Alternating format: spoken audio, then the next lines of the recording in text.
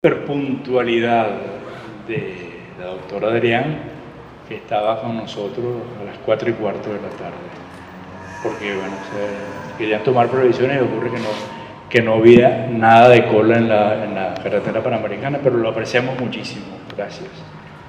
No ha sido así con otros de los que antecedieron. Bueno, como ustedes ya saben, y los que no lo repetimos, esta es una iniciativa del Foro San Antonio del Diario del Tequeño, en un intento por hacer del conocimiento de los habitantes de los Altos Mirandinos las ideas, propuestas, mensajes de cada uno de los candidatos que están participando en la elección primaria. Está con nosotros la doctora Tamara Adrián. Permítanme hacer una breve introducción, como lo hacemos siempre, para recordar que estos 24 años de esta, voy a utilizarlo, y 8 meses de esta farsa histórica llamada socialismo, pues tiene el país en la peor de las ruinas que se haya conocido históricamente. Algunos historiadores la comparan con la devastación que ocurrió después de la Guerra Federal, pues, lo que tiene que ver con servicios, con asistencia social, con hospitales, desnutrición, etc., es causa inequívoca de este gobierno. Y en ese devenir de cosas encontramos a un país postrado, un país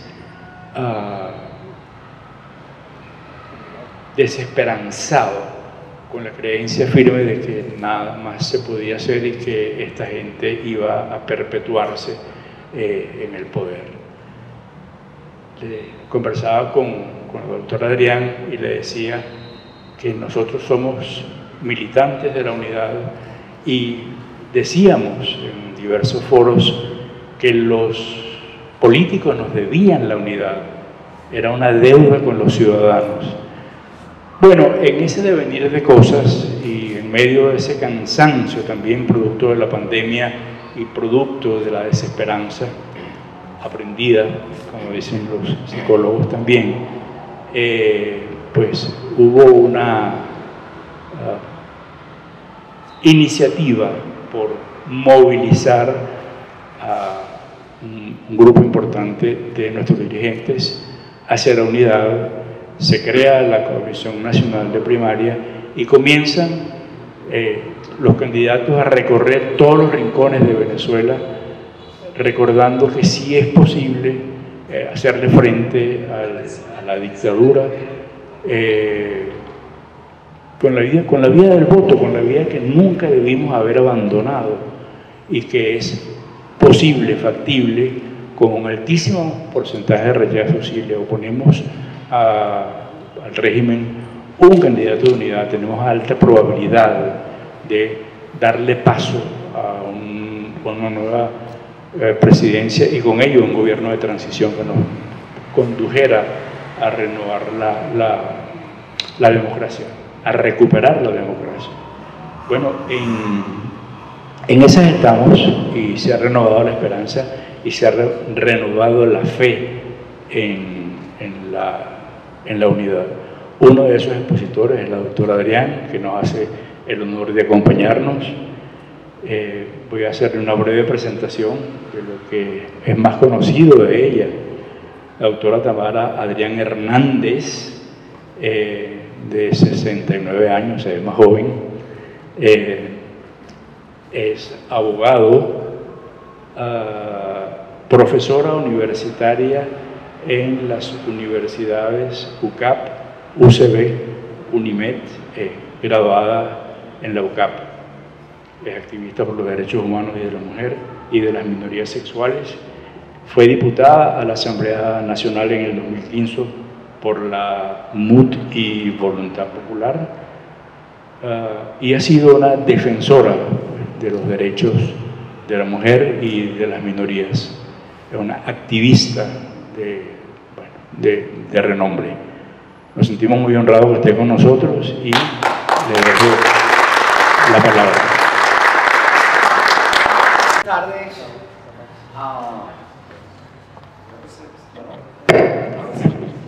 Muy buenas tardes. Muchísimas gracias por estar aquí. Esto teóricamente sería el primer acto oficial de campaña, porque hoy empieza la campaña. Así que no es que estamos en cualquier sitio, estamos en el primer acto oficial.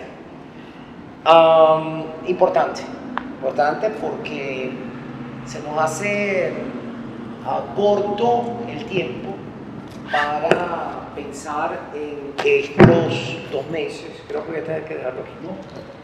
Creo que se despega. Sí, no, es que se despega de aquí, pero si lo agarro aquí.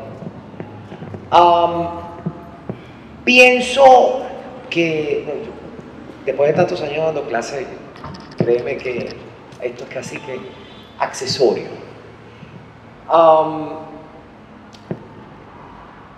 Lo primero que yo quisiera decir es que tenemos muchos años llorando sobre el agua caída, el agua derramada.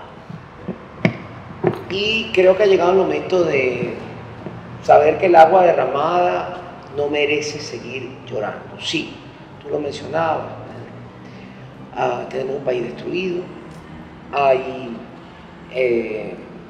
una crisis humanitaria que conocemos, destrucción de servicios públicos, destrucción de la economía. Sí, es un diagnóstico. Pero si hay algo que yo tengo, es que me caracterizo por ser realista, muy realista. De hecho, tanto es así que hay grupos donde hay un hashtag Tamara lo dijo. Meses o años antes digo, va a pasar esto y esto. No, eso no puede pasar. Pasa. Tamara lo dijo.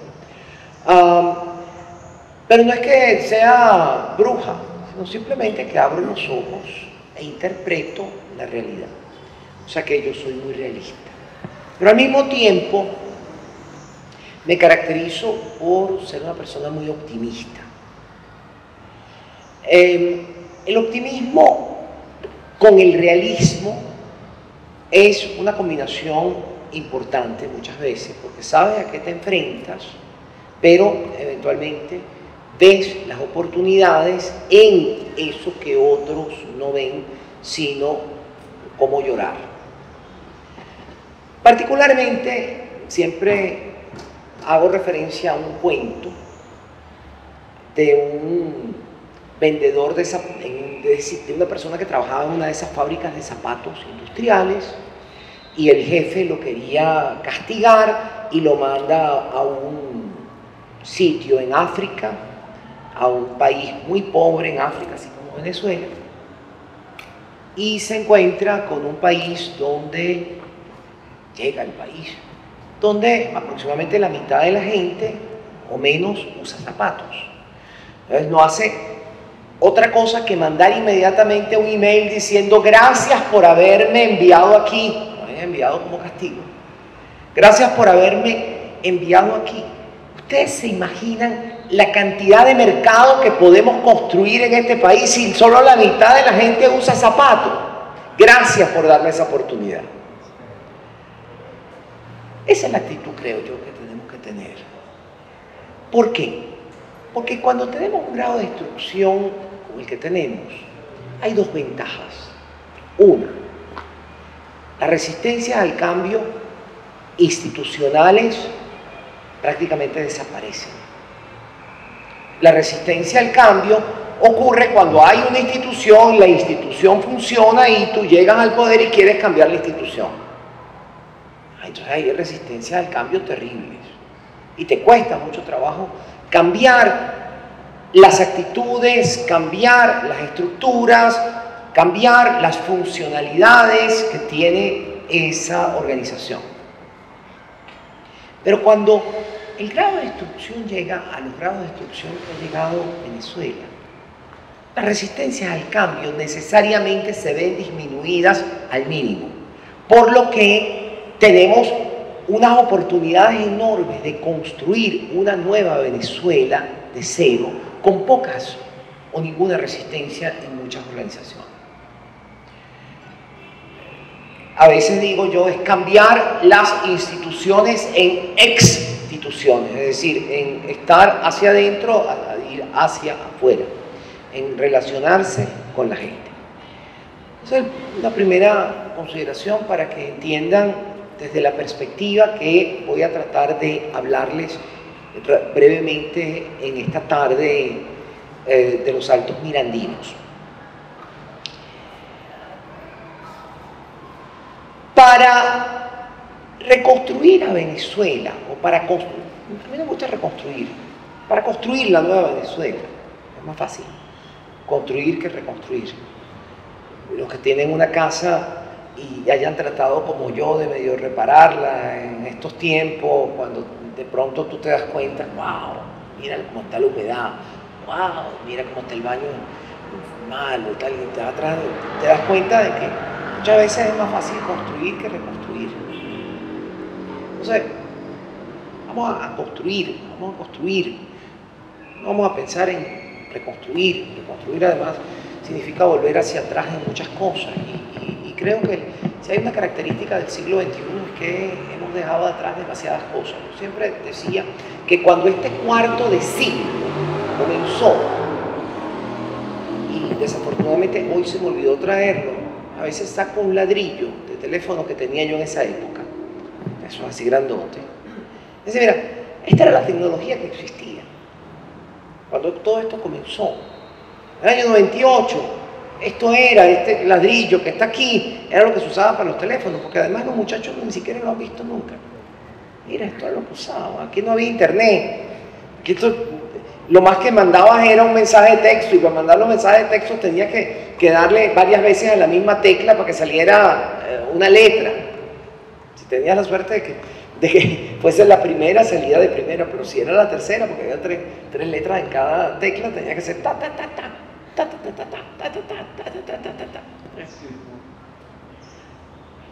Tú te ríes, pero es verdad.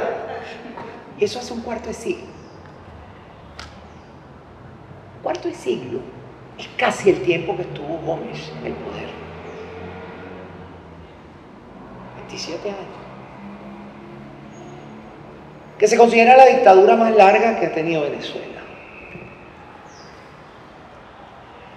Eso para verlo desde las causas que llevan a esta desesperanza aprendida, que llevan a este nihilismo, a este yo no creo en nada, a este todos son iguales, a este todos son una porquería, a este todos son unos corruptos, a esto todos son una...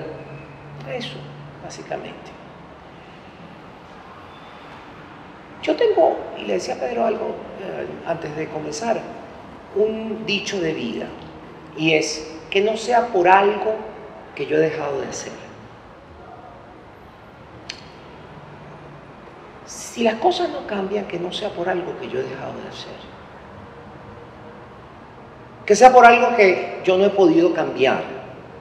O yo hago hoy en día un dicho que tenía Angela Davis, una feminista negra americana de los años 70 aproximadamente, de aquella época, de Martin Luther King, de Malcolm X, estaba también Angela Davis, y Angela Davis decía, ya yo me cansé de aceptar las cosas que no puedo cambiar. Trabajo para cambiar las cosas que no puedo aceptar. Eso partiendo de aquel dicho que había en la Biblia, en uno de los ¿qué era? Tratando de acordar, bueno, tampoco es importante, pero de que decía, Dios mío, enséñame a ver la diferencia entre lo que puedo cambiar y lo que no puedo cambiar, y aceptar entonces lo que no puedo cambiar. Ella decía, al contrario, ya yo me cansé de aceptar las cosas que no puedo cambiar. Yo trabajo para cambiar las cosas que no puedo aceptar. Y básicamente esa es otra de mis líneas de vida. En cambio, si las cosas no terminan cambiando, que no sea por algo que yo he dejado de hacer. Porque sí, porque inclusive aquellas cosas que nosotros pensamos que no van a cambiar nunca, van a cambiar. Lo vimos algunos de los personeros de la coalición que ejerce el poder en Venezuela en este momento, de manera casi hegemónica, pues que dice es que vamos a durar 200 años. Eso también lo dijo Hitler, que su revolución iba a durar 1000 años. Duró 32. Pero está bien. Entonces, las cosas terminan. Pero para las cosas no terminan por arte de magia. Un régimen como este tipo solo termina de 4 formas. Tenemos que tenerlas muy claras. He venido pensando en esto muchos años. 1, por implosión, como la ex Unión Soviética. Pero la implosión sola, sin las masas, como sucedió en Berlín Oriental, tampoco es suficiente. Tienen que estar las masas en la calle exigiendo las consecuencias de la debacle producida por la implosión. Y es en esa confluencia entre exigencia de la gente y la implosión económica y política que se produce el cambio político. Yo no veo que estén dadas las condiciones objetivas para que eso en este momento puede darse, pero no la veo. La segunda es por muerte de la persona que ejerce el poder hegemónico cuando no ha establecido una sucesión. Entonces se plantea una lucha entre los que formaban parte de esa organización por tomar el poder, y en esas condiciones puede haber un cambio. No necesariamente para bien, en todos los casos, pero puede haber un cambio. La tercera vía que ocurren estos cambios en este tipo de organizaciones es básicamente por guerra. Guerra internacional o guerra civil. Si nosotros no tenemos armas, esa es una hipótesis básicamente fantástica, una idea mítica. Y finalmente, por medio de voto. Y créanlo o no, en los estudios que se han hecho, el doctor Galeno ha hecho muchos estudios sobre este tema, en los estudios que se han hecho de los regímenes que han transitado de una no democracia a una democracia, han sido más los que han transitado en ese camino difícil por medio del voto que aquellos que han transitado por medio de los otros 3 caminos. De manera tal que tenemos que saber dónde estamos parados. Coincido, el voto es una oportunidad de cambio, pero no es el sinónimo del cambio si no se dan esas condiciones objetivas para que suceda esa transición. Y hablaremos un poquito de cuáles serían esas condiciones objetivas.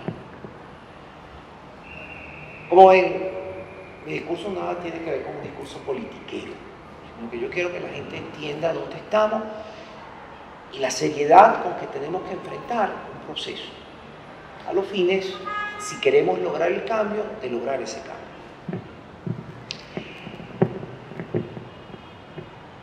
Desde el punto de vista de una transición política a través del voto, se requiere, y es lo que te da la lección de la historia, que se cree frente a la coalición dominante en el poder, una coalición unificada de todas las oposiciones. Es una necesidad matemática en teoría de juegos. Bajo esa óptica, si no se crea esa coalición estructurada, bien cerrada, donde haya un solo candidato contra el candidato que promueva la coalición dominante, las posibilidades, quien ejerce el poder siempre tiene la ventaja de ganar una elección. Eso es otra lección de teoría política 1.0. En toda reelección, quien se lanza a la reelección tiene una ventaja, aun cuando no suceda como en Venezuela, que use los recursos públicos como si fuera su bolsillo, pero tiene una ventaja en la posibilidad de reelegirse en el poder. Es por eso que las reelecciones indefinidas son tan perversas, porque podrían y son la fuente de una especie de entrada a un régimen continuista, por ende a la deriva no democrática de un régimen, a la transformación de un régimen que en su origen fue democrático en un régimen no democrático. Pero es por eso, porque el que ejerce el poder matemáticamente tiene muchas más posibilidades en un periodo de reelección de ganar una elección que quien le disputa el poder. Y esos análisis son bien conocidos en teoría política. ¿A qué juega la estructura en el poder hoy? Uno, déjame decir algo primero. ¿En qué se basa el poder que tiene la estructura hoy en día? En alrededor del 15 al 18% de la población que seguiría queriendo votar por esta opción. 15 al 18%. Eso es lo que hay. Y ellos lo saben. Puede haber, si les entrara dinero en periodo electoral, podrían ganar alrededor de un 5 a 7, inclusive al 10% más. Podrían llegar al 20 y pico por ciento. Si tuvieran mucho dinero, muchas misiones, muchas dádivas, podrían, por una propensión clientelar a la marginal, al incremento del voto, podrían aumentar a eso. Pero si no, están en ese 15-18%. ¿Qué sucede en Venezuela? Yo trato de darles instrumentos para que ustedes entiendan la complejidad de todo esto. Y desprovista, fíjense que en este momento estoy absolutamente desprovista de cualquier tipo de pasión. Este análisis es sumamente objetivo. Como decía Serrat, nunca es triste la verdad, solo que no tiene remedio. Es así. Tienes la siguiente estructura: 15%, 18% de intención de voto, o sea, que van a ir a votar. Okay.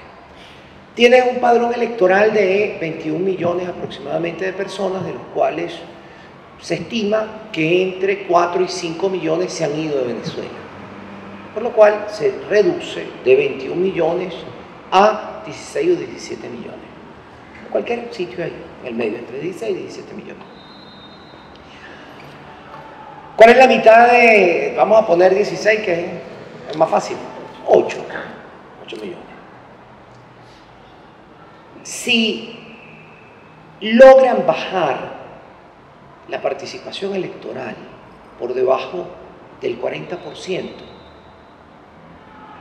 con los 4 millones de votos que tienen y con una participación de 7 millones de personas, ganan las elecciones. Numéricamente, sin hacer trampa. Entonces, ¿a qué juega esta gente? Uno, hacer muy difícil que nuevos votantes se inscriban en el registro electoral. O sea, el electoral no te abre el registro electoral, tienes que ir para Caracas, es dificilísimo, afuera no te vas a inscribir. Bueno, eso es una primera. Dos, juegan a multiplicar el número de candidatos. Recuerden cuando Chávez ganó con 33% de los votos, que fue el más que tuvo, y el 65% de los votos, la diferencia está en la abstención, en el voto nulo, cuando el 65% de los votos estuvo en 3 candidatos. ¿Quién detentaba la mayoría? Chávez o los otros 3 candidatos. ¿Y cuál era el problema? Fuimos separados. Entonces, en esas condiciones, la unidad es una necesidad matemática, sin la cual es imposible ganar las elecciones. Pero necesitamos además vencer la abstención. Es decir, vencer esa desesperanza pretida. ¿Por qué? Porque en la medida que va pasando eso de 40 a 50, a 60 o a 70% de participación electoral, cambia la ecuación. Cambia la ecuación totalmente. Y la única manera, y aquí con esta parte termino esta primera parte, la única manera de lograr una transición exitosa hacia la democracia realmente, y lo veníamos hablando en el carro, que se logre obtener más del 50% de los votos. Más del 50% de los votos en este país, donde no hay doble vuelta, solo lo obtuvo Carlos Andrés Pérez en el segundo periodo. A nadie. Chávez nunca llegó al 50% de los votos. Ninguno de los otros presidentes de Venezuela llegó jamás al 50% de los votos. Vamos a entender el reto que estamos hablando. ¿Por qué? Porque un proceso de transición hacia la democracia, y ahí entro en el segundo aspecto, solo puede ser exitoso si se logra efectivamente esa participación mayoritaria y ese respaldo mayoritario. Si no, se obstaculiza por la premisa: tú eres una minoría. Tú eres una minoría si vas a hacer la transición, pero eres una mayoría si ganaste antes. O sea, pero en fin, esas son estas cuestiones esquizofrénicas de la política, pero es así. ¿Cuál es nuestra función aquí? Promover el voto, luchar contra la desesperanza y generar una coalición férrea. Son tres objetivos difíciles. Me preguntaba cómo está así está de complicada la cosa. Tres objetivos muy complicados en los que este no es un asunto de los políticos únicamente, de las personas que estamos en política. Este es un asunto de cada quien, porque es simplemente una decisión de vida. O seguimos hasta el 2030 con una nueva oportunidad, o tomamos el 2024 como una próxima oportunidad.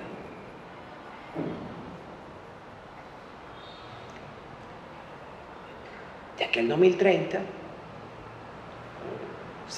tendremos mucho más tiempo que el tiempo que tuvo Gómez en el poder. Y hay que decir las cosas claramente, sin tapujos. Y decía yo en un programa de radio anteayer que, la semana pasada ya, que es mi deber informarle a la gente, que la gente tome una decisión, no la que yo les quiero imponer, no la que quiero yo decir, sino simplemente tome una decisión libre y consciente de cuál es la función que cada quien va a tomar en esta coyuntura. Porque en definitiva es una coyuntura, es una oportunidad, pero también es una coyuntura.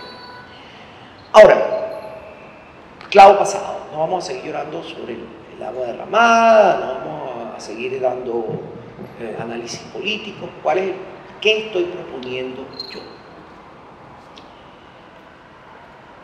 Tú no lo decías, pero mis especialidades han sido siempre petróleo, gas, banca, inversiones extranjeras y mercado de valores. Tengo más de 30 años de experiencia en esas materias. Conozco todos esos mercados, conozco el mercado petrolero, conozco el mercado bancario, entonces, sé qué es lo que se necesita y en qué orden se necesita para lograr construir la nueva Venezuela. Y el plan que yo estoy proponiendo es un plan que tiene dos niveles de acción. Un primer nivel de acción donde hay tres ejes de objetivos prioritarios y un segundo nivel que son cambios estructurales y que son también tres objetivos, pero que van a la transformación de Venezuela con una proyección a 40 años o 50 años, es decir, 2060.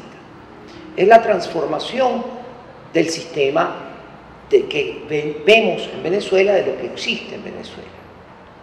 Pero es el segundo nivel.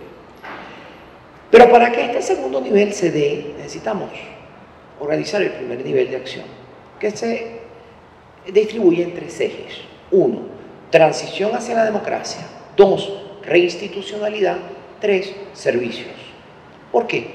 Porque esos 3 ejes son los que permiten que los 3 ejes de abajo puedan tener cabida, puedan desarrollarse, que son 1, desarrollo económico. 2, inclusión social. 3, protección del ambiente. Son los otros 3 ejes de abajo que constituyen el cambio estructural, básicamente, de Venezuela. En el eje de arriba, transición hacia la democracia. Ese es el primer desiderato. O sea, les decía hoy a unos estudiantes que vinieron a entrevistarme en la Universidad Central que nunca han conocido la democracia. ¿Por qué es importante la democracia? Yo les decía, ustedes nunca la han conocido, ¿verdad? Pero eso no es la falta de ustedes. Nunca la han conocido porque nadie que tenga menos de 45 años en este país se acuerda lo que era la democracia. ¿Por qué? Porque el que tenía 45 años cuando llegó esto al poder tenía 15. Y a los 15 años tú andas pensando en las niñas, en los niños, en el basquetbol, en el fútbol, en jugar bowling o en salir de discoteca, pero no estás pensando en política. Ni idea tienes de lo que está pasando ahí. De tal manera de que yo le decía, la democracia no se come, pero sin democracia no se come y no se tiene futuro.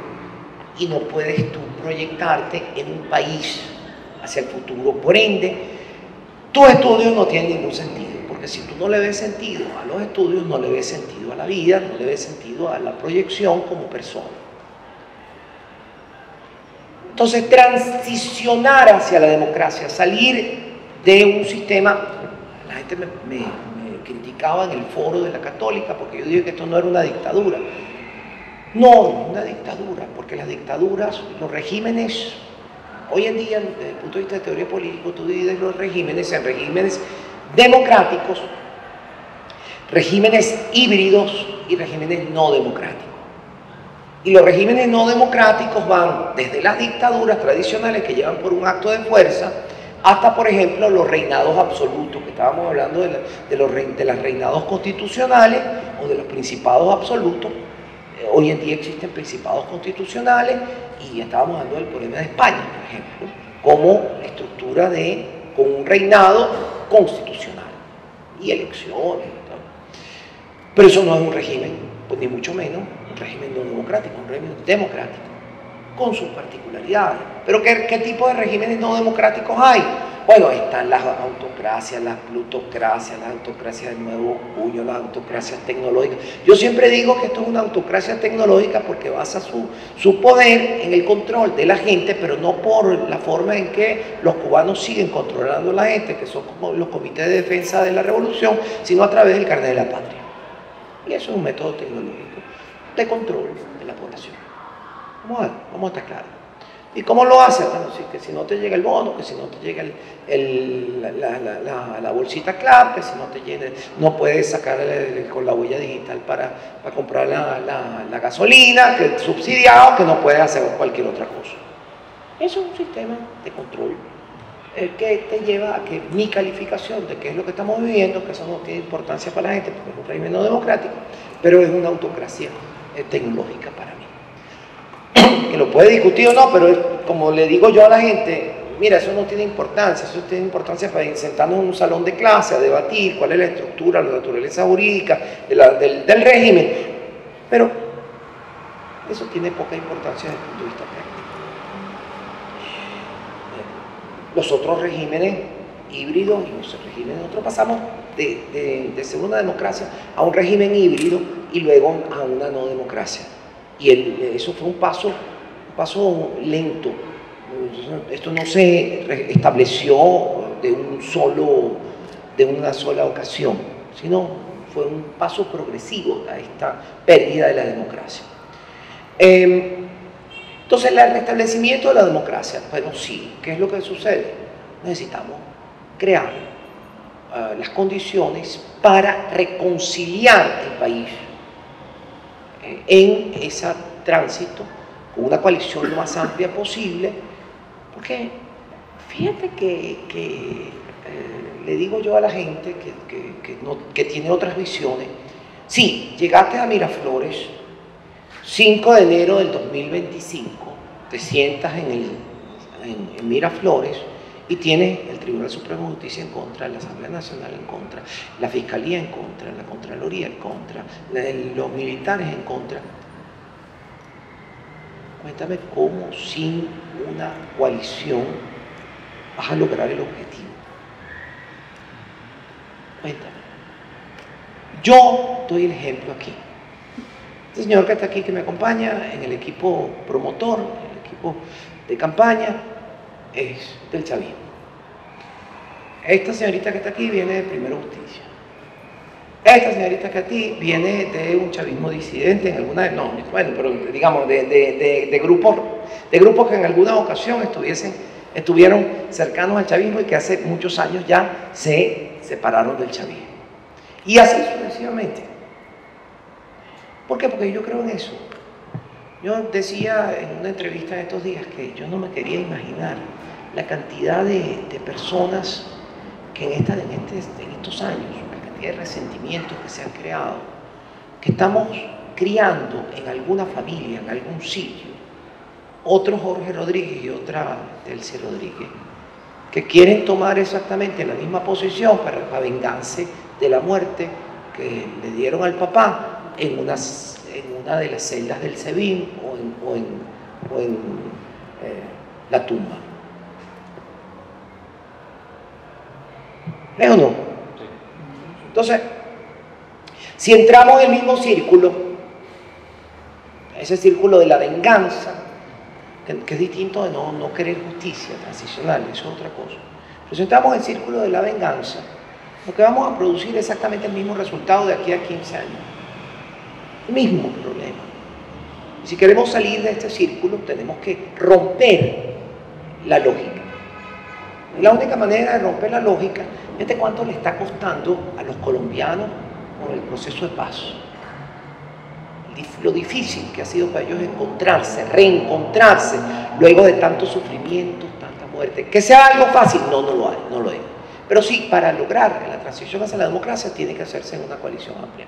¿Por qué? Porque ahí tenemos que restablecer los partidos políticos libres, ahí tenemos que restablecer claras reglas para la democracia, tenemos que tener un Consejo Nacional Electoral confiable, ahí tenemos que crear una cultura democrática. Eso es un primer objetivo. Y sin eso, habremos hecho muy poco. Pero Venezuela es el peor país del mundo en institucionalidad democrática.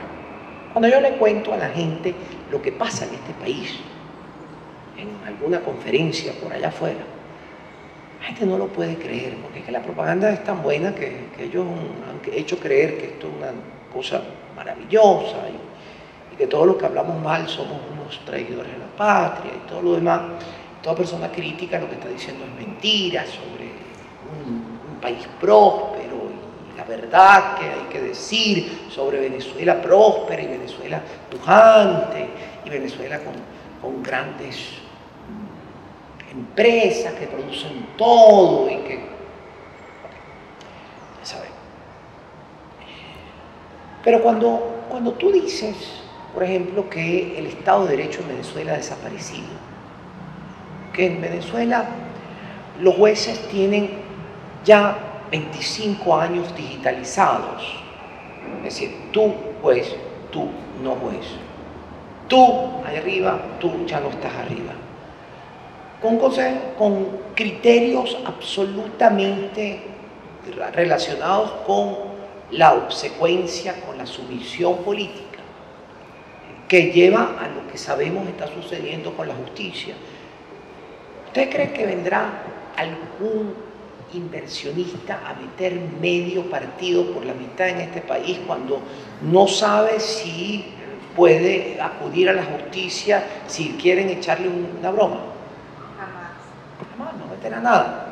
Porque no hay nada, bueno, sí, lo único más que es más cobarde que 10 millones de dólares son 100 millones de dólares. Y 1.000 millones de dólares son mucho más cobardes todavía.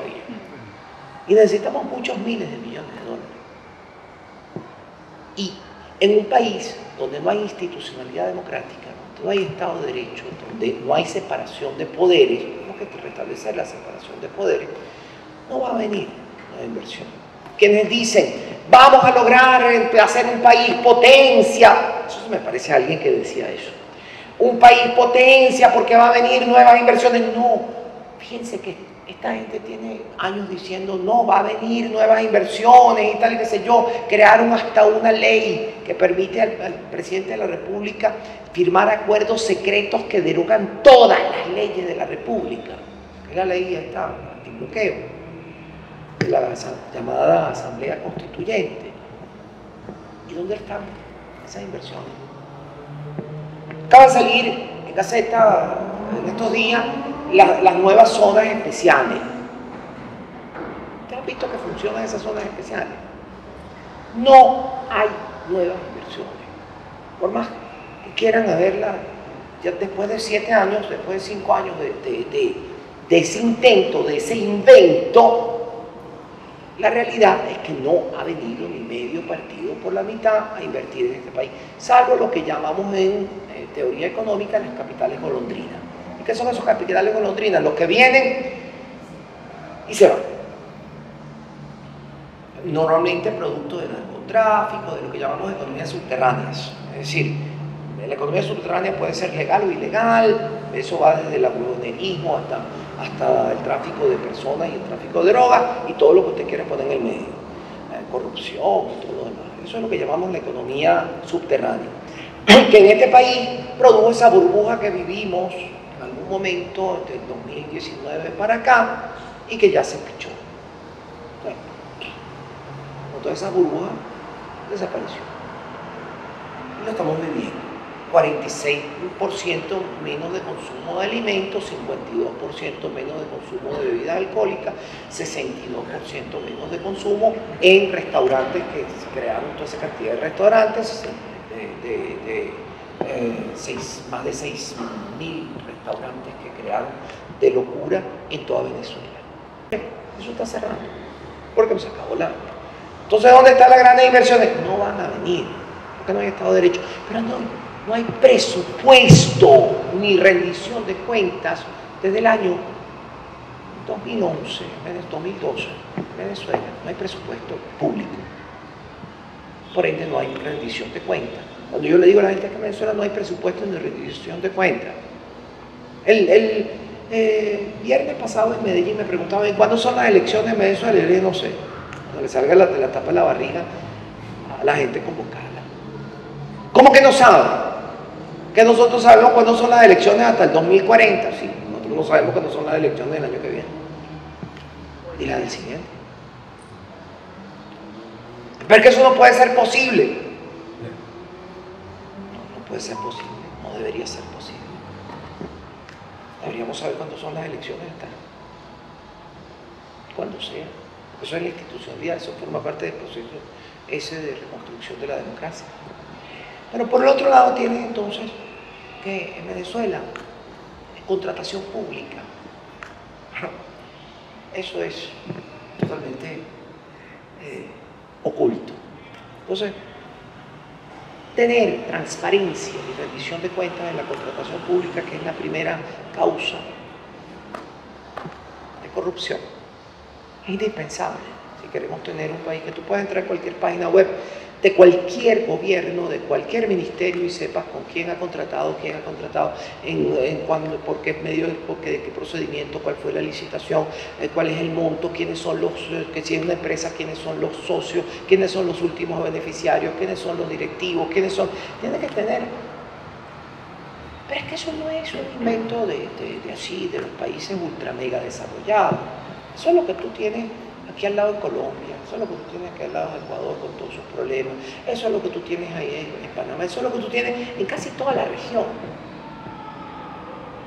como intentos de impedir la corrupción.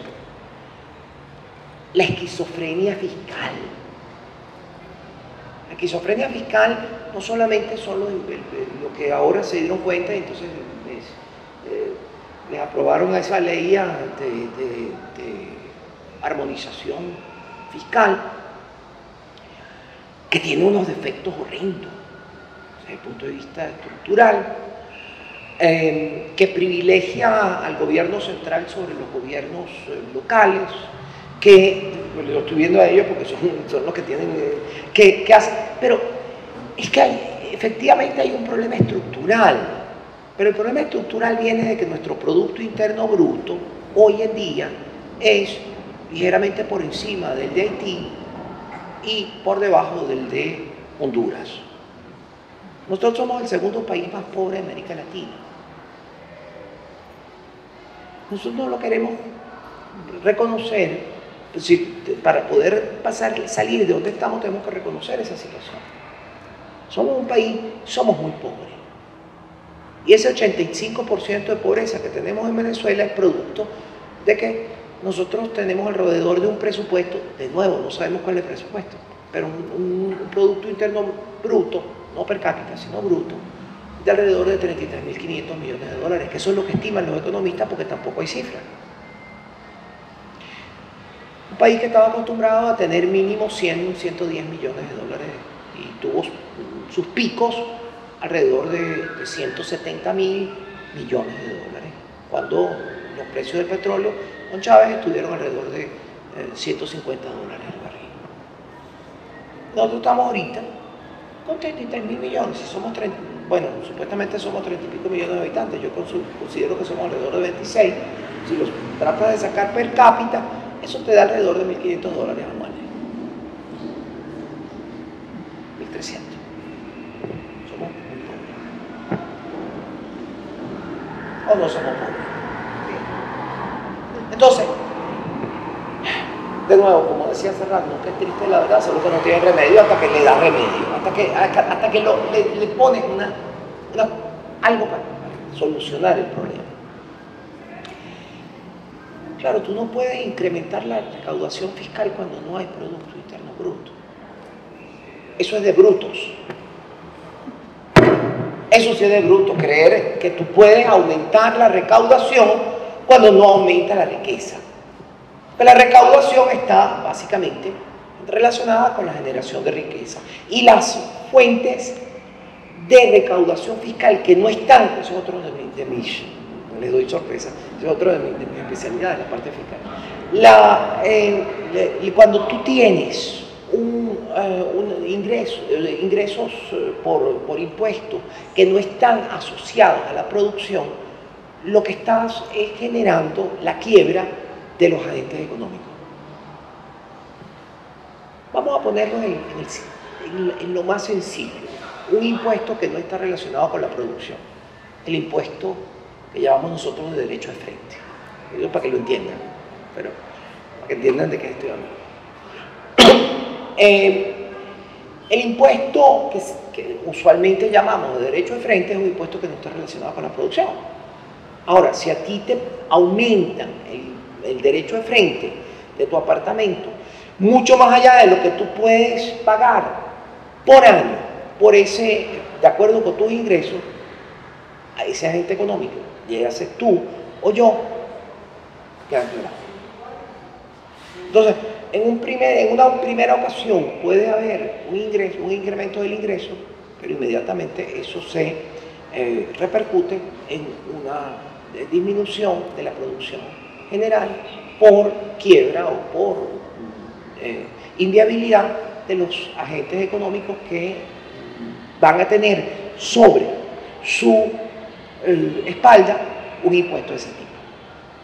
Y si lo estás creando un impuesto sobre la renta o el impuesto o los impuestos que tienen que ver con la generación de riqueza, si no aumenta la riqueza, no puedes aumentar el impuesto. ¿Y cómo contribuye a esto el tema les decía yo, de la economía subterránea, que esa economía subterránea no paga impuestos. O sea, buhonero no paga impuestos, traficante de droga no paga impuestos, corrupto no paga impuestos, traficante de personas no paga impuestos, el que roba y vende la chatarra no paga impuestos, el que se extrae el oro o los diamantes del arco minero y no los ingresa, no paga impuestos y no contribuye a la generación de riqueza. La economía gris nunca ha generado riqueza.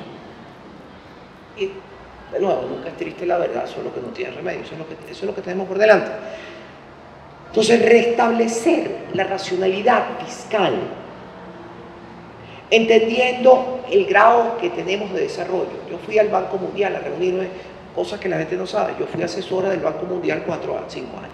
Entonces conozco a toda la gente del Banco Mundial. Me fui a reunir, ahorita que fui a Washington, para ver si podíamos obtener los préstamos para Venezuela en la materia ya les voy a decir, la materia de servicios públicos. Entonces me dice, sí, cómo no, yo creo que esto podría ser, pero hubo algunos de tus colegas que vinieron hace unas semanas y no tenían ni idea, porque pidieron 17 mil millones de dólares. Nosotros, nuestro máximo de créditos son 1.500, 1.600 millones de dólares, o sea que no sé quién les dijo que podíamos prestar 17 mil millones. Bueno, porque no conocen el nicho, o sea, no saben cómo es que se mueve, pero sí se pueden lograr algunos créditos que pueden sumar alrededor de 7 a 9 mil millones de dólares en esas instancias, Banco Mundial, Banco Interamericano, la propia CAF, entendiendo que el Fondo Monetario genera rocha, también el Fondo Monetario, se puede, alrededor de 7, 9, quizás yo estimé en algún momento un máximo de 11 mil a 12 mil millones de dólares para proyectos específicos, que les voy a decir cuáles son. Pero el tema que me dicen es, lo primero que tienen que ponerse al día, porque Venezuela no produce cifras sobre Venezuela desde el año 2009, no nos entrega cifras. O sea, nosotros no hemos entregado cuál es el resultado de nuestro giro fiscal desde el año 2009 al Banco Mundial. Estoy diciendo cosas que la gente no sabe, pero aquello de que yo soy realista, pero al mismo tiempo veo las oportunidades. Sí, veo en eso oportunidades enormes. Entonces, el restablecimiento de la división de poderes, el Estado de Derecho, el respeto de la regla por los funcionarios públicos, el tema de la racionalidad fiscal, presupuesto y rendición de cuentas, todos son materias prioritarias, porque es que sin eso no van a venir nuevas inversiones. Son requisitos preexistentes. ¿Cuánto tiempo tarda eso? Yo estimo que dar un paso decidido hacia la reforma del Poder Judicial, hacia el restablecimiento del Estado de Derecho, de la separación de poderes, puede tardar con resultados un mínimo de 3 años. El periodo presidencial es de 6. Yo soy realista, y veo las dificultades. Eso no es una varita mágica que tú dices. Tema de servicios públicos. Ahí imagínense. Ahí están los servicios de electricidad, de internet, de teléfono, de aguas potables, de aguas servidas. Es la primera causa, ¿no es cierto?, en Venezuela de contaminación, de aguas servidas, los temas de seguridad personal, o sea, policía y el ejército, la seguridad pública y la seguridad personal, educación y salud. Para algunos de ellos yo ya les dije, Banco Mundial, o sea, electricidad, Banco Mundial. No tenemos otra opción. La otra opción puede hacerse, que es volver a las privatizaciones que existían, por lo menos.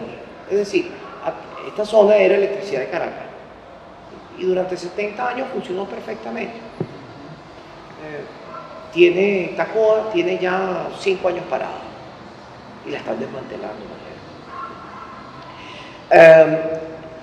Lo mismo pasó con Josefa Camejo allá en Paraguaná, que es la planta que le daba 2.600 megavatios al centro refinador de Paraguaná, el centro refinador de Amoay y el centro refinador de Cardón, que era también gerenciada por Electricidad de Caracas, una subsidiaria de Electricidad de Caracas, en el bar.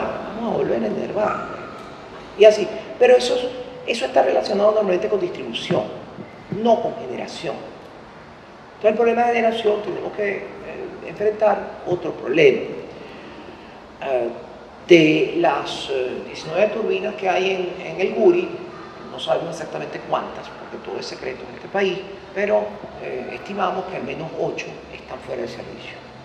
El Guri estaba diseñado para entrar cada 6 meses en paro, programado, 2 turbinas, y hacerle un overhaul, porque la grava va alterando el sistema de rotación. Entonces, estaba programado así para que cada 6 meses salieran 2 turbinas y entraran 2 turbinas. Entonces había 4 turbinas siempre fuera de servicio, que son las que estaban en el medio. Hay básicamente 4 compañías en el mundo que pueden hacer eso, que son Siemens, la alemana Siemens, la Mitsubishi,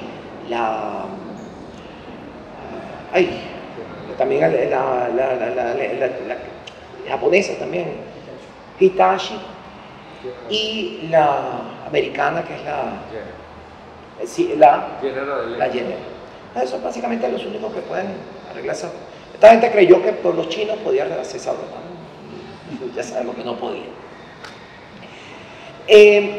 Entonces, ahí tenemos un gran problema, porque regularizar Guri y regularizar las otras 3, la generación eléctrica del Guri, en realidad de Macagua 1, Macagua 2, y eso podría tardar, porque un overhaul de cada una de esas turbinas tarda, en el menor de los casos, 11 meses. Lo más eficiente del mundo. Tendría estimado más bien 18 meses como tiempo. Si se acomete eso, si se logran los fondos y se acomete eso, se puede regularizar la producción eléctrica, subir la producción eléctrica, que hoy en día algunos estiman, de nuevo, esto es secreto, como que nadie, que estiman solo de la generación por hidráulica en alrededor de 9.000 a 11.000 megavatios, ¿sí?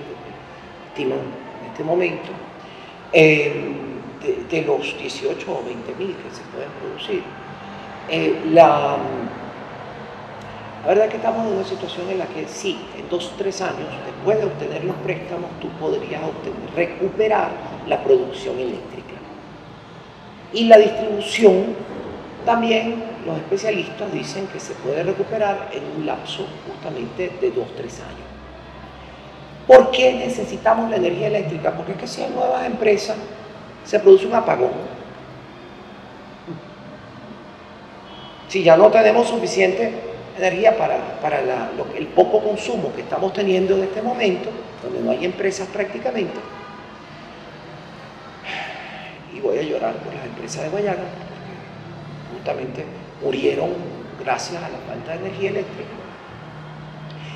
Y en esa perspectiva, si nosotros queremos reactivar la actividad industrial en Venezuela, necesitamos energía. Y si no hay energía, no vamos a poder reactivar el sistema de refinación. No vamos a poder, pero si el palito te consume alrededor de 1.800, 2.000 casi. Si el centro refinador de Paraguaná está alrededor de los 2.300 de consumo, 1.200. Si está en plena producción las 2 plantas, la Amoay y Cardón. Y eso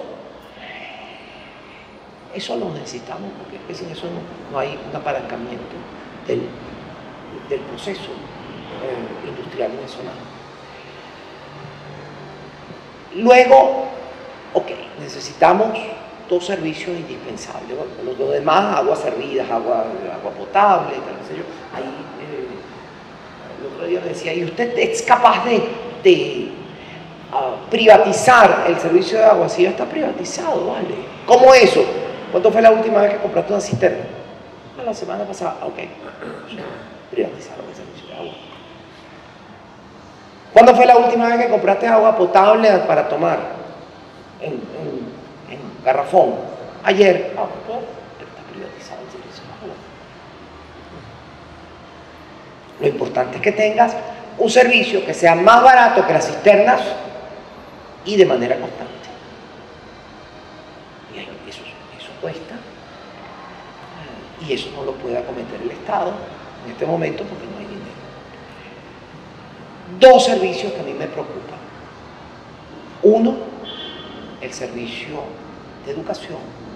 Dos, el servicio de salud.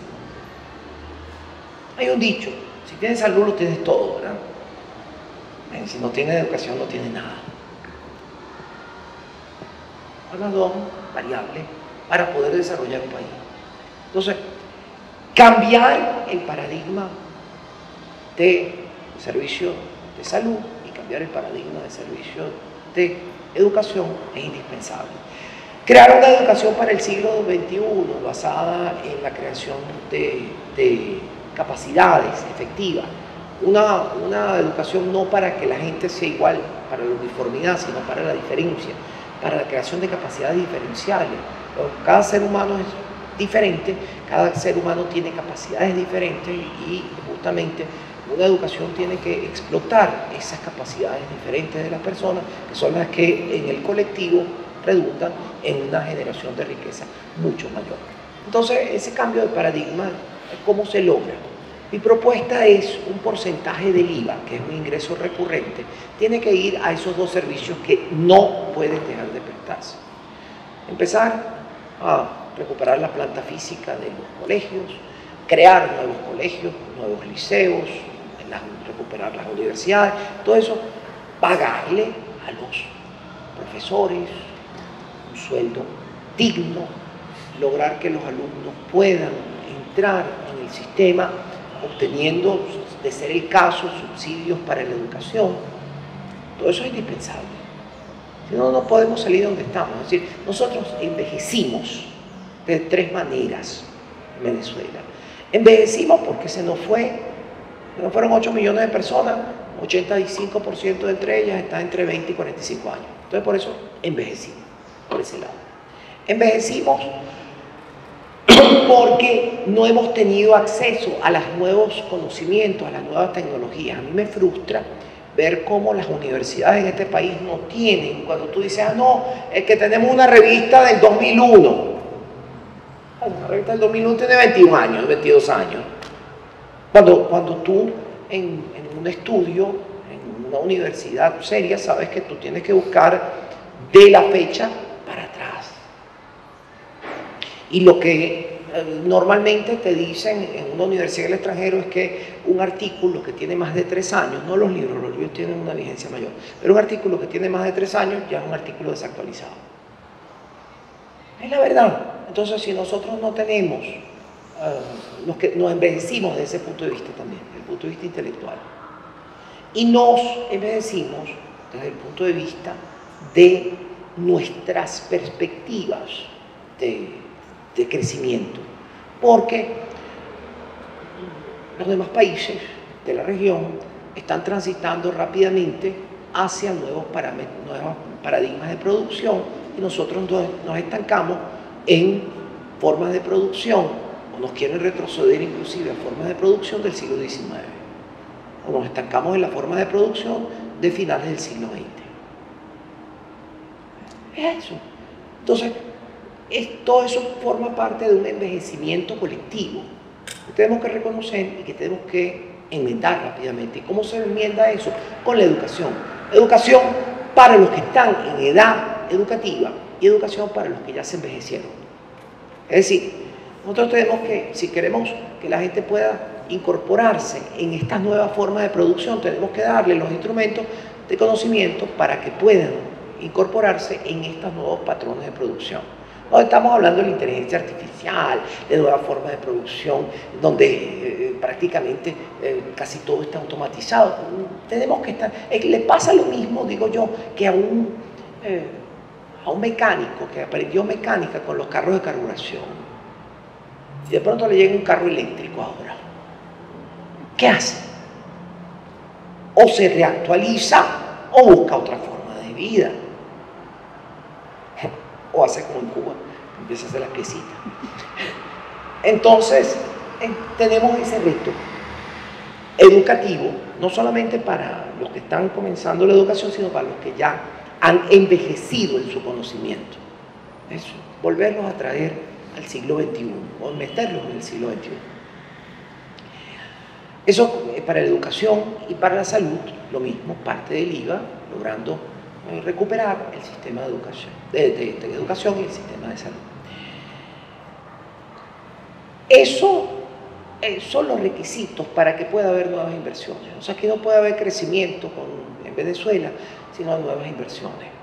Pero no va a haber nuevas inversiones si no hay las condiciones objetivas, que son esas instituciones que les dije arriba, con las cuales hay que trabajar en desde los primeros 100 días a lograr los cambios en esa superestructura. Y luego esperar a darle las ventajas de todo tipo para que vengan esas nuevas inversiones venezolanas y extranjeras. Mi plan en materia de desarrollo económico está estructurado en 7 ejes distintos. Petróleo y gas. Mi querido petróleo y gas. Todo el mundo dice, ya se está acabando el petróleo, sí, pero todavía le quedan como 30 años de consumo mínimo, así que todavía en esos 20, 30 años podemos usar, si hay nuevas inversiones y si hay gente que quiera invertir, no el Estado venezolano, hay gente que quiere invertir ahí, ir hacia una nueva apertura. El señor Chávez hizo una burrada de 5º piso, que fue la de cerrar con el decreto con rango, fuerza y valor de ley orgánica de hidrocarburos, la participación de los privados en la industria y el comercio de los hidrocarburos. Y al cerrarlo, se produjo lo que estamos viendo. Eso es una consecuencia de la politización de PDVSA y la ausencia de inversiones. Son los 2 elementos. Entonces, hay que solucionar el problema de la politización y hay que solucionar el problema de la falta de inversiones. ¿Cómo solucionamos el problema de la falta de inversiones? Modificando, esto no lo puede hacer un presidente, tiene que hacerlo en esa coalición con la Asamblea, lograr modificar la ley orgánica de hidrocarburos para ir por lo menos a donde estábamos hasta el 2008, para volver a un sistema de apertura petrolera por lo menos. ¿Se puede hacer más? Sí, se puede hacer más porque la Constitución lo permite. La Constitución lo que hace es reservar al Estado la industria y el comercio, pero es que no te prohíbe la participación de los particulares cuando están en las condiciones establecidas en la ley. Y una de esas condiciones puede ser, es decir, tenemos que eliminar otra vez las empresas mixtas que se han convertido en uno de los grandes fracasos. Tenemos que volver hacia sistemas mucho más flexibles de inversión extranjera y tenemos que permitir que esos inversionistas extranjeros, tenemos que reimaginar el sistema de regalías petroleras y sustituirlo quizás por un sistema de IVA a la extracción, por el diferencial de valor en cada una de las etapas. ¿Por qué? Porque tiene una ventaja, al igual que la regalía, de ser posible recoger ese dinero en las arcas públicas de manera constante, día a día, y te permitiría entonces lograr usar esos recursos a los fines de reconstruir el país. Pero tú no puedes usar esos pocos recursos que vamos a tener para todas las otras cosas. ¿Por qué? Porque es inviable. ¿Por qué? Porque somos muy pobres. Tan sencillo como eso. El tema, bueno, la refinación. Es que yo conozco todas las plantas y cada vez que yo oigo, es que el flexicoker ya no funciona. Ay, Dios mío. ¿Por qué? Porque fue ExxonMobil, que era mi cliente en aquel momento, que vendió el FlexiCoker. Yo conozco todo el proceso de construcción del FlexiCoker, estuve por dentro, y entonces, pero ese es el primer punto de entrada del petróleo, sin el cual todo el sistema de refinación de esas plantas no funciona. Los craqueadores y el craqueador equivalente, que es el craqueador de Amoay, de Cardón, perdón. Y entonces, si nosotros no logramos, primero no sabemos el estado de esas plantas. Sí sé algo, porque lo conozco como gente, como persona que representó a muchísimas de las grandes firmas petroleras internacionales en estas negociaciones en más de 30 años. El grado de obsolescencia puede ser estimado. Tomando en consideración el grado de obsolescencia de las plantas estimado en el momento de la construcción, que era 30 años. Esos 30 años ya pasaron. Que tenemos otro problema del que la gente no habla. O sea, el negocio de refinación es un negocio de muy baja rentabilidad y se estima su retorno de capital en 20 años y se estima su obsolescencia en 30 años. O sea que tiene alrededor de 10 años después de recuperado el capital para que tú lo consideras como de rentabilidad total. Es un hecho. Entonces, si nosotros decimos que se estimaba que el grado de obsolescencia era 30 años, esas plantas fueron hechas entre el 81 y el 89, básicamente, casi todas ellas, llegamos al grado de obsolescencia. Llegamos al grado de obsolescencia. ¿Cuáles pueden obtener un overhaul para tener una nueva vida? ¿Cuáles no? Y necesitarían un reemplazo. Eso no lo podemos saber en este momento, porque está en secreto toda esa información. Entonces, tendremos que saber qué se puede hacer y qué no se puede hacer con el negocio de refinación. En todo caso, si no hay negocio de refinación, no hay gasolina. No hay creación de valor agregado y no hay exportaciones en mejores condiciones. Tan sencillo como eso. Seguiremos exportando. Los países que hacen extracción de materia prima son cada día más pobres en el universo, en el mundo. Los que basan su economía en extracción de materia prima y en producción agrícola son cada día más pobres. Los países que generan procesos industriales, sobre todo altamente tecnificados, y servicios tecnológicos y técnicos son cada día más ricos. Y la brecha se está cada día haciendo más grande. Si nosotros lo único que exportamos es petróleo, por razones obvias, cada día seremos más pobres. Entonces no podemos quedarnos ahí, el petróleo. El petróleo puede ser un instrumento para generación de una nueva economía. Pero si no tenemos producción industrial derivada del petrolero, es decir, les estoy diciendo que lo difícil que es estimar en este momento los costos de refacción de las refinerías y el tiempo de refacción de la refinería, pero entonces estaríamos solamente como país exportador de petróleo bruto. Con lo cual, el ingreso siempre tiende a fluctuar de acuerdo con el precio internacional del petróleo, con todo lo que eso significa desde el punto de vista de un país, y en segundo lugar, no tenemos una fuente alterna de producción. Entonces ahí entramos en el otro tema. ¿Qué vamos a hacer con las industrias básicas?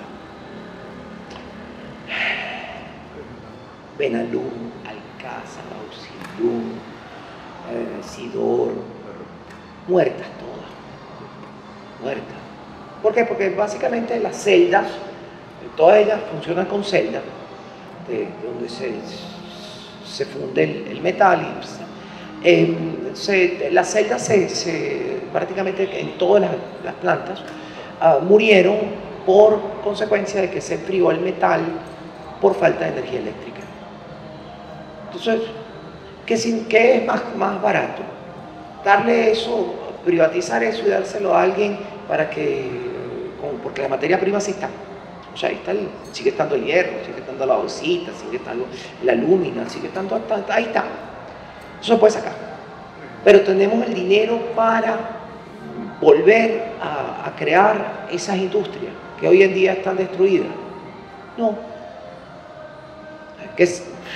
Sinceramente, esta que está aquí piensa que la mejor solución en eso, que ahí es mucho más fácil porque eso no está reservado al Estado, es privatizar la mayoría de eso. Y que venga gente que invierta a crear esas nuevas industrias con nuevos puestos de trabajo y con nueva tecnología. Esa es mi posición. Estoy abierta al debate. Después tenemos el tema banca y seguros, sin préstamos. El tamaño total de los préstamos que tiene Venezuela en este momento excede ligeramente los 600 millones de dólares de toda la banca pública y privada de Venezuela. Ese es el monto más o menos de una sucursal del Bancolombia en Bogotá. Cualquier sucursal. Los préstamos que tiene una sucursal de un banco de Colombia. Sin préstamo no hay posibilidad de crear nuevos puestos de trabajo, no hay posibilidad de crear nuevas empresas, sin el sistema financiero. Entonces, reestructurar el sistema financiero, ver esa nefasta ley del sistema bancario nacional que ha puesto trabas, la división entre la banca pública y la banca privada con reglas distintas. El Banco de Venezuela tiene unas reglas y un supervisor distinto que el Banco Provincial. Eso es inadmisible. No tiene sentido. Lo único que cambia en el negocio bancario es la propiedad. Sentido tiene que entonces el Banco del Tesoro o el Banco de Venezuela tengan unas reglas de funcionamiento y un ente supervisor que sea distinto. Aparte de que tú quieras quitar unos reales ahí. Bueno, no hay manera de que nosotros tengamos futuro si no tenemos un sistema bancario fuerte y no tenemos un sistema de mercado de capitales que se tendría que crear. Sistema agrícola. Ay. El área minera. Ahí entramos con el tema del ambiente y el arco minero, el extractivismo salvaje que se está creando en esa zona. El tema de las industrias que están paralizadas en todo el eje de Venezuela en general, pero que son salvables o no. La obsolescencia ha hecho que sean inviables. No, yo lo que sí sé es que todas esas industrias que fueron incautadas, estatizadas, ocupadas, tienen que ser devueltas a sus dueños si es que las quieren. Y si no, ver cómo las privatizamos. Porque eso no forma parte del negocio, de la esencia del Estado. Si algo hemos aprendido durante esos años, han sido tres cosas, y creo que eso es la parte positiva. Uno, que el Estado es pésimo administrador en todas partes del mundo. Dos, que los militares son peores administradores todavía. Que todo lo que agarran, lo quiebran. ¿Por qué? Porque ese no es un negocio, pues no son empresarios.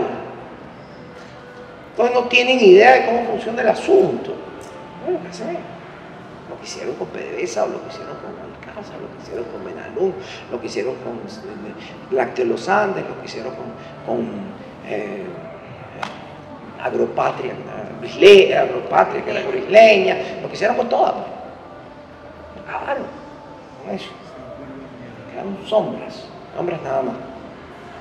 Estaba en el avión de regreso con un director de una empresa naviera.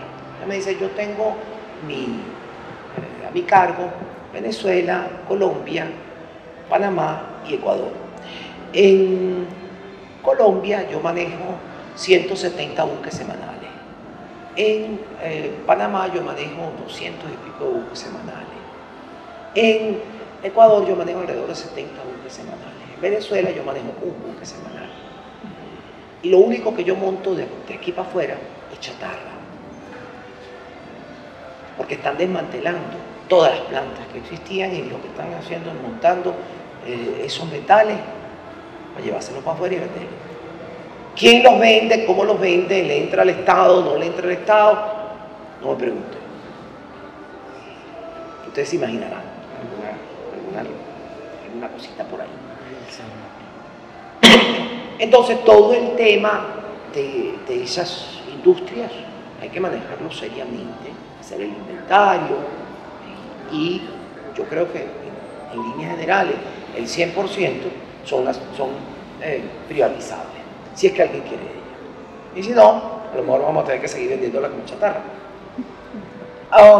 El tema de las nuevas industrias, en las nuevas líneas tecnológicas y de servicio. Nosotros tenemos que crear un profundo cambio en el patrón de producción en Venezuela para el siglo XXI. Insertarnos en el siglo XXI. Eso implica empresas altamente tecnológicas, servicios altamente tecnificados. Para eso se necesita conocimiento y se necesitan inversiones. Eso hay que generar un área importante ahí. La segunda área es inclusión social, con 85% de pobreza. 85% de pobreza mínimo en Venezuela. Tú no puedes pensar en otra cosa que cómo incluir a ese 85%. Entonces ahí tú tienes, mi plan divide claramente en dos sectores prioritarios. Uno, vencer la pobreza coyuntural, y dos, vencer la pobreza estructural. La pobreza coyuntural es aquella que tenemos todos, los profesionales, que estamos depauperados. ¿Por qué? Porque se acabó la clase media profesional. Pero esto es una pobreza que está relacionada no porque no tengamos la capacidad de producir, no porque no tengamos los conocimientos de producir, sino porque no hay las oportunidades las posibilidades en el sistema. Entonces, vencer la pobreza coyuntural es bastante fácil, entre comillas, o mucho más fácil, porque simplemente se refiere a modificar las condiciones de producción y generar nuevas fuentes de trabajo. Eso sería suficiente para que la pobreza coyuntural pueda rápidamente superarse. La persona que es un profesional, que puede entrar en un empleo, rápidamente va a superar esa pobreza que tenía. Pobreza estructural, eso sí es más difícil. Y nosotros tenemos un 30% de pobreza estructural, no lo podemos negar. Nosotros seguimos teniendo el mismo 30% que teníamos cuando hace 25 años comenzó todo esto. Con toda esta alaraca de revoluciones e inclusiones y todo, seguimos teniendo el mismo 30% de exclusión basada en un problema de estructuras de pobreza estructural, es decir, de generación de... ¿Qué es la pobreza estructural? Aquella que está relacionada con la incapacidad que tienen las personas en general de entrar en el círculo de producción de riqueza. ¿Por qué? Por falta de educación, por falta de salud, por la estructura de pobreza que se ha convertido en crónica. Ahí hay elementos que la gente no trata. ¿Cuál es el primer elemento de perpetuación del círculo de la pobreza? El embarazo adolescente. Niña de 13 años que tiene un niño, no puede continuar el estudio, no puede darle vida, no puede superarse ella profesionalmente, no puede darle un sistema de vida adecuado al niño, por ende se perpetúa el círculo de la pobreza en esa generación y en la generación siguiente. ¿Cómo puedes tú ayudar a romper ese círculo, ese primer elemento del círculo de la pobreza? Con elementos de salud sexual y reproductiva. Plan nacional de salud sexual. En este país existe en este momento lo que se llama la pobreza menstrual, que solo existe en los 10 o 15 países más pobres del mundo. ¿Qué significa la pobreza menstrual? Y de eso no habla la gente. ¿Qué significa? Que las mujeres que tienen la regla eventualmente no pueden ir al colegio o al trabajo porque no tienen dinero para comprar toallas sanitarias o elementos de salud menstrual. Eso significa que en promedio niñas y adolescentes y mujeres dejan de asistir al colegio y al trabajo 4 días por mes. Eso significa que son 50 días por año de no trabajo o de no estudio. Eso es pobreza menstrual. Son las cosas de las que la gente no habla, pero que están pasando y que pasan en los países más pobres de África y que pasan en los países más pobres de Asia y que pasan en Haití y que pasan en Venezuela. Tenemos que hablar de estas cosas, porque si queremos romper la pobreza estructural, tenemos que quitarnos la hipocresía. Tenemos que hablar de los temas serios, de eso de los que nadie quiere hablar. Cómo hacer que la niña que dio a luz a los 13 años pueda reincorporarse en el sistema escolar y pueda romperse el círculo de la pobreza. Cómo romper lo que se llama el machismo tóxico, la masculinidad tóxica, que es la primera causa de mortalidad de jóvenes varones entre 15 y 25 años, que es un disparo o un accidente o una pelea. Es la primera causa de mortalidad. ¿Cómo reconocer, por ejemplo? No, yo estoy en contra del aborto. Sí, yo tampoco, pero vamos a hablar de la calzón quitado. La primera o la segunda causa de mortalidad de niñas entre 15 y 25 años es la violencia basada en género en primer lugar y las consecuencias de un aborto séptico en segundo lugar. No podemos hablar de esas cosas, no, porque yo no estoy en contra. Yo tampoco quiero, yo lo que quiero es salud sexual y reproductiva, que tengan acceso a métodos anticonceptivos, que tengan acceso. Y que si decide tener un aborto, que no se muera. Eso es lo que yo quiero. Y que se pueda implementar en Venezuela un sistema, por ejemplo, donde la niña que tiene un hijo y no lo puede criar, pueda ser dado en adopción inmediata. El día que sale de la clínica, sale con la partida de nacimiento de la persona que lo adoptó, de las personas que lo adoptaron. Y vaya directamente a que eso se puede bajo la norma. Pero aquí le ponen tantas barreras que no se puede hacer. No, eso no se puede hacer. No puede hacer. Entonces, ¿qué es lo que estás haciendo? Poniendo el poco muchachitos en la calle. Esa es la verdad. ¿Y qué hacen esos muchachitos en la calle? Perpetúan el círculo de la pobreza. Entonces, inclusión social implica enfrentar esos problemas. Implica enfrentar el problema del embarazo adolescente, implica el tema de las personas con discapacidad, implica el tema de las personas LGBT, implica el tema de las personas que tienen enfermedades crónicas, implica el problema de las personas que tienen condiciones de salud crónica, que no necesariamente enfermedades, pero sí condiciones de salud crónica, y así sucesivamente. Y tú tienes que, si quieres dar una solución, tienes que enfrentar cada uno de esos problemas de manera diferenciada, porque son problemas distintos. Y hablar de ellos, porque es que si no hablas de ellos, no, porque es que yo no estoy de acuerdo. Pero mientras tanto se muere la gente. El problema de los adultos mayores. Ayer tuvimos una reunión con los adultos mayores y es un problema muy serio, muy serio. Muy serio y se los voy a poner de la siguiente manera. Ya ustedes ven que yo les doy cifras. Yo no estoy tratando de venderles nada, yo les estoy dando información. Porque ustedes tomen una decisión y eventualmente lleguen a una conclusión. La mejor candidata es Tamara Adrián, porque es la que sabe más del asunto y que sabe cómo va a arreglar el asunto. O está loca. Sí, porque para querer entrar en la presidencia de la República hay que estar loca en una situación como la de Venezuela. En serio, está difícil toda esta cantidad de problemas.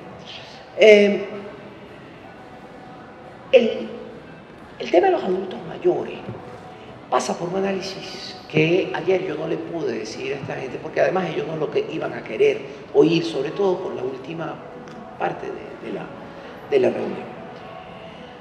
Y es el siguiente: existen más de 5.400.000 pensionados y jubilados en Venezuela. Eso es técnicamente alrededor del, vamos a ver si somos 30, es alrededor, ¿cuánto? El 20% de la población.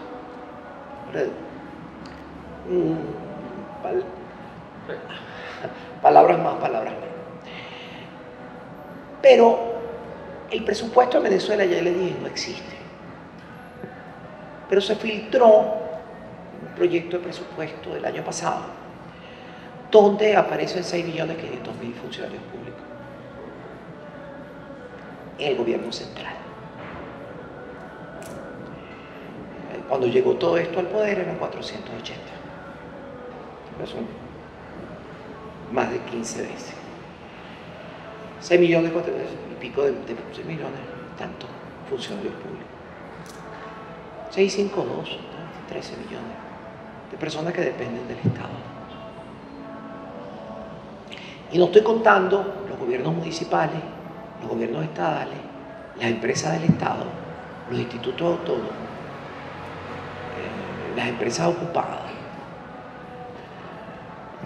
Esa es la razón por la cual está en este dilema: o aumento el sueldo y entonces se produce la hiperinflación otra vez, o mantengo el sueldo y trato de mantener que no pasemos del 500, que estamos casi otra vez 400 y pico % de inflación anual. No llegamos al 500%, que es hiperinflación. De todas maneras, es la inflación más alta del mundo. Es un dilema para esta gente, la coalición dominante. Pero ¿cómo solucionas tú ese problema del pensionado que tiene una pensión de $5, $4 y pico mensuales, y tienes eso de nuevo de lo que yo decía, la autocracia tecnológica, 2 o 3 bonitos dependiendo, que suman 40 o 60 dólares, es decir, que tienes 45 o 65 dólares mensuales para vivir la vida loca? ¿Cómo haces? O sea, ¿cómo lo aumentas? Fíjate que ahí hay un problema general de todos los países, un problema particular en Venezuela. Problema general: el sistema de seguro social, por ende, el sistema de las prestaciones de salud en el sentido amplio, eso incluye salud propiamente dicho, discapacidad, etc., y el sistema de pensiones, está estructurado en el siglo XIX, en el comienzo del siglo XX, bajo el método de lo que se llama la corresponsabilidad intergeneracional, que es esa palabrería que los que están abajo, comenzando su trabajo, son los que financian los que están arriba, porque la base siempre se supone que va a ser más amplio que la cúspide. En consecuencia, matemáticamente, con cálculos actuariales, tú puedes determinar cuánto necesitas de aportes a la base para lograr entregar las prestaciones, proveer las prestaciones más precisamente de salud y las prestaciones de jubilación y pensión. Ese es el sistema. Ahora, a nivel global, la base se ha estrechado porque hay menos reproducción, por ende la población envejece, por ende necesitas más años de trabajo para poder lograr que funcione el sistema. Y es lo que está pasando en Francia, lo que está pasando en España, lo que está pasando en Colombia, que están aumentando las edades de jubilación. Porque si no, matemáticamente no da el sistema. Ese es un problema global del sistema. Pero lo que tenemos que tener claro es que el sistema de pensiones y jubilaciones así concebido es un sistema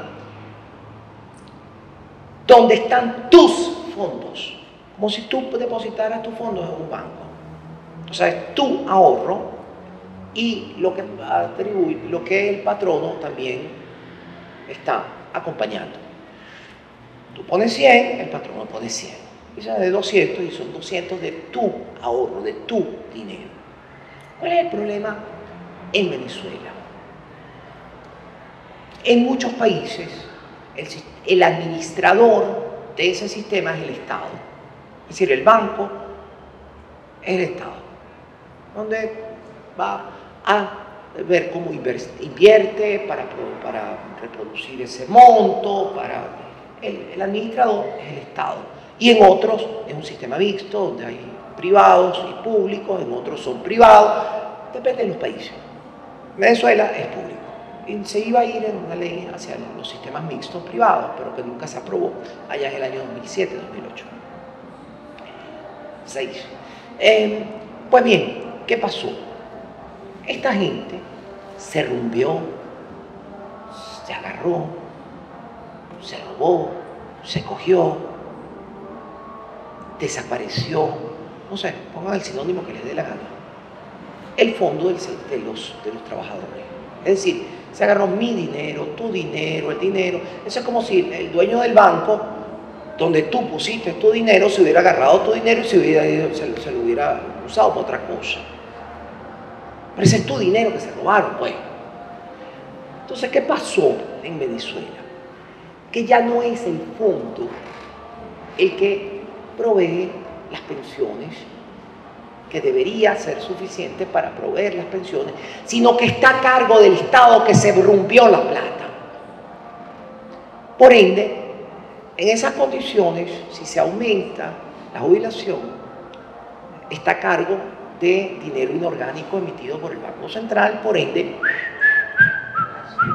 hiperinflación.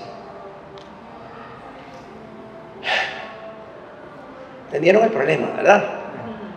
No sé si alguien se lo había aplicado de esta manera, pero ese es el problema, agravado.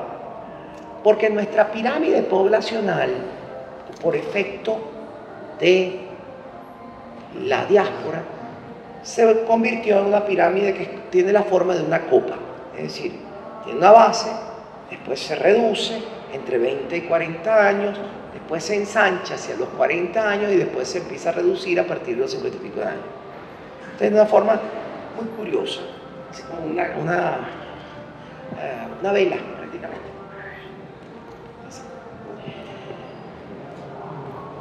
¿Cómo creas tú, cómo reconstruyes tú el fondo del Seguro Social cuando la base todavía no contribuye? Porque son personas que todavía no están en edad productiva, aparte del tema de los sueldos y salarios. Cuando quienes deberían producir más, que son 20, 45 años, que deberían contribuir más, ya no están, se redujo ahí, y que los que están arriba ya están en una edad no productiva, supuestamente. O sea, ¿cómo solucionar eso? No hay varita mágica. Pero yo sí tengo 3 convicciones. Una, que nadie puede sufrir las consecuencias de que te robaron tu dinero. Y que el Estado tiene que ser responsable por ese sinvergüenza que se lo llevó. Que luego tengamos que ver quién fue. Eso es otra cosa. Porque el Estado tiene que ser responsable de restablecer el sistema del fondo. También se robaron también los fondos de PDVSA, por cierto. Entonces, ¿cómo hacer eso? Una propuesta que no es marita mágica ni nada, sino que sí aumenta, así como existe el fondo interterritorial y que se atribuye una porción adicional del situado en aquellos casos en que haya un aumento excedentario de los precios del petróleo y tal. Eso debería, en lugar de hacer eso, deberíamos ir a reconstruir prioritariamente el Fondo del Seguro Social. Porque eso soluciona a 6 millones de personas su vida, 5 millones y pico. En segundo lugar, un plan temporal. ¿Tú te sientes viejo? No, ¿verdad? Yo tampoco. Tengo 69 años, tú lo dijiste, yo no me siento vieja. ¿Estamos en plena edad productiva o no? Yo no me quiero dejar de trabajar. Entonces, ¿cuál es la propuesta?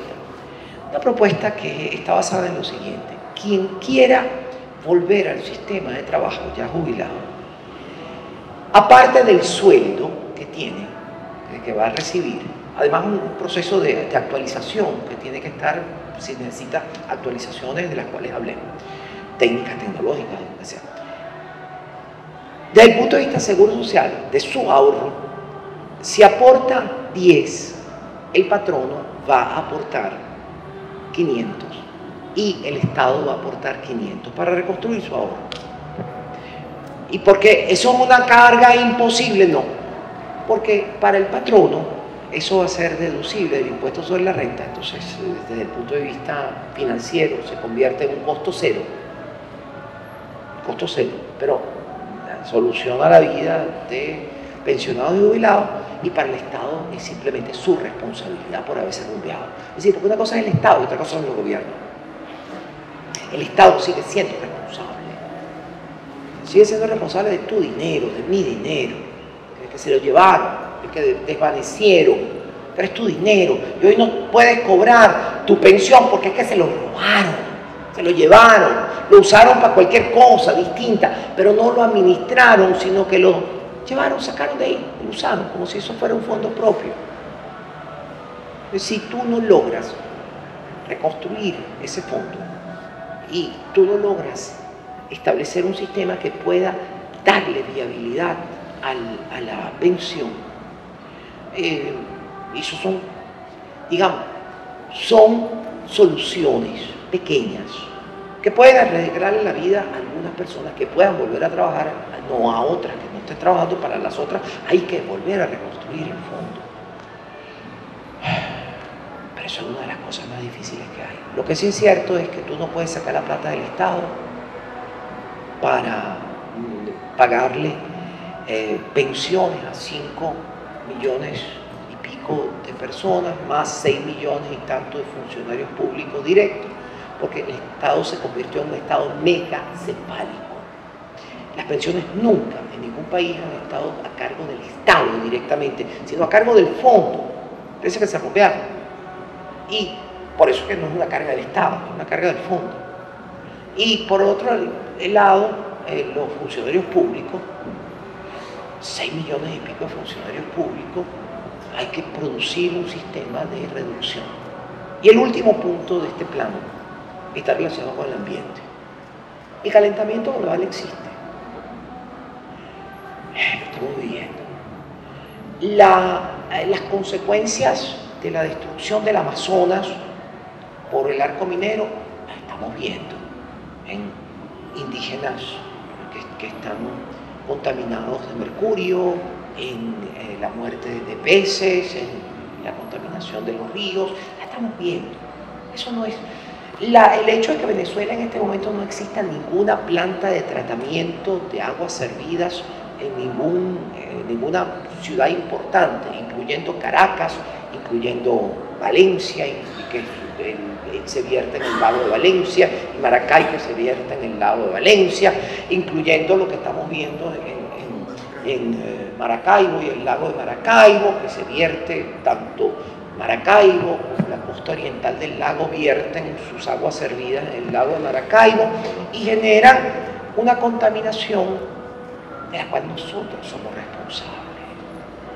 Aparte de PDVSA, con sus derrames petroleros, que antes existían, pero eran controlados y eran responsabilidad de la empresa, y quienes estuvimos muy cerca de esas empresas sabíamos qué preocupante era un derrame, cómo era el plan de contingencia en caso de un derrame. Y ahora pues vemos lo que pasa. Entonces el tema ambiente, energías limpias. Nosotros tenemos sol, ¿vale? ¿Por qué nosotros no estamos produciendo energía solar? Si necesitamos energía, ¿por qué tenemos que producirla con combustibles fósiles? Si podemos producir energía eólica, si podemos producir energía solar, si podemos producir energía de las aguas, como siempre la producimos, volverla a producir, terminar la cantidad de las 5 grandes represas que nunca se terminaron en estos 25 años de no democracia. Y entonces, darle nuestro aporte. Nosotros no somos grandes productores de gases de efecto invernadero comparativamente, pero sí somos. O sea, nuestra planta, nuestro parque automotor está altamente envejecido, por ende aumenta la producción de gases de efecto invernadero. Nuestras empresas, las pocas que quedan, están altamente obsoletas, por lo cual aumenta el efecto de gases de efecto invernadero. Lo que estamos haciendo en el arco minero, lo que estamos haciendo en los llanos, en la parte de los llanos centro-occidentales. Hay que enseriarnos, porque la vida del planeta, por ende la vida de los seres humanos, depende de lo que hagamos, por pequeño que sea, en un país muy pequeño, que nos creímos ser el ombligo del mundo y nos veíamos al ombligo y somos ricos, somos ricos, somos ricos, y ahora aprendimos dura lección. Aprendimos una dura lección: no somos ricos si no producimos, no somos ricos si no trabajamos, los militares no sirven para manejar, para administrar empresas públicas, empresas en general, para ser empresarios. El Estado no puede ser un buen y eficiente administrador a menos que deje totalmente la política fuera de las empresas del Estado. Y sobre todo, una cosa que siempre es mi leitmotiv: el Estado no puede ser el benefactor universal, porque no hay dinero para eso, y cuando así lo promete, en definitiva quiere crear un cielo en la tierra, y lo que crea es un infierno, porque lo único que puede distribuir es equitativamente la pobreza, que es lo que estamos viviendo nosotros en este momento. Bueno, yo estoy abierta a sus preguntas. Yo sé que les puse 1 hora y pico de esta cháchara, pero creo, 1, que tengo un plan de gobierno muy bien estructurado; 2, que tengo los conocimientos que se requieren para, en una situación como la que estamos viviendo, entender cuál es el orden de las cosas que hay que hacer, qué va primero, qué va después. Tengo los contactos nacionales e internacionales, y tengo la capacidad, como lo he probado, de crear las coaliciones más amplias para poder salir de esta catástrofe donde estamos viviendo.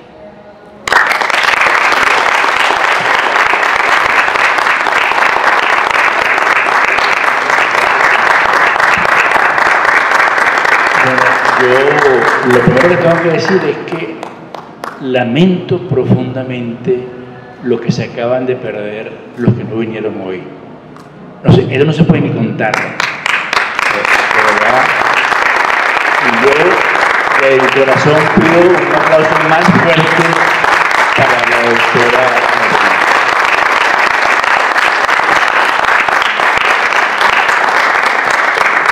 Yo, como ciudadano, estoy simplemente fascinado, porque dijiste algo en nuestra conversación inicial, mientras llegaba el público.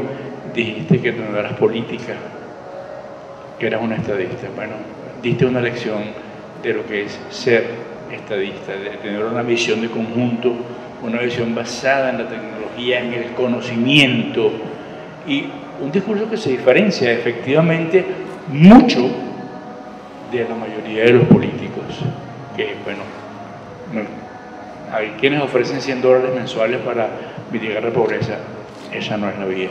La vía va por acá, va por estos lados. Gracias, Tamara, nuevamente. De verdad ha sido un honor tenerte, y bueno, nos convertimos en tus aliados para difundir tu mensaje. Las preguntas están, es decir, el ciclo de preguntas está abierto. Quienes deseen. Desde aquí solamente no pregunta, Agradecer a la doctora por su disertación, muy profesional, muy técnica, cero política, y bueno, con la esperanza de que esa Venezuela descalza pueda ser calzada, te lo digo al inicio de su intervención. Muchísimas gracias, doctora. Y repito, el municipio de Rosario, el alcalde, los concejales, con la orden, esta es su casa. Gracias, César. Y gracias al alcalde también por prestarnos la casa. Sí, yo quería un poco... El micrófono es tuyo. Ven, yo ven, ven, ven, ven. Ven 4 veces. Sí, sí, ahora sí. Bueno, lo mío es más de lo que estamos viendo en este momento, que es el tema de las elecciones primarias. ¿Okay? Dos interrogantes que nos planteamos es ¿qué pasa si adelantan las primarias? ¿Okay? ¿Está preparada para esto? La primaria para las elecciones. Para la elección primaria, para las elecciones, exactamente, para las elecciones del 2024, que se corre el rumor que puede ser en diciembre, otra gente dice que en abril, bueno, quién sabe. Y quería saber cuál es su posición, cuál sería la estrategia, mejor dicho, que usted tendría en cuanto al tema de la inhabilitación.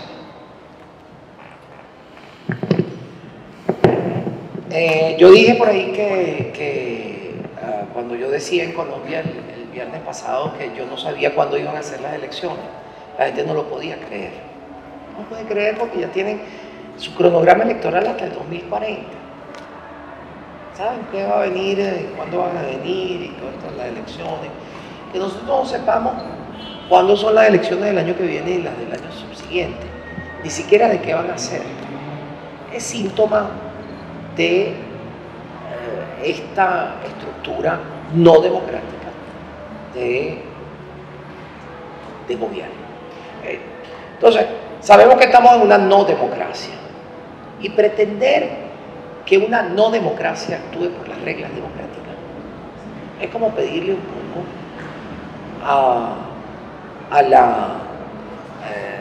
aquello que decíamos siempre de pedirle a que el loro haga, no era el loro, ¿cuál era el que decía? Veras al horno, sí. Eso te lo dijo no al horno, se lo dijo un prócer de nuestra Cuarta República. Pero veras al horno, bueno, sí, cualquiera de estas cosas. Tenemos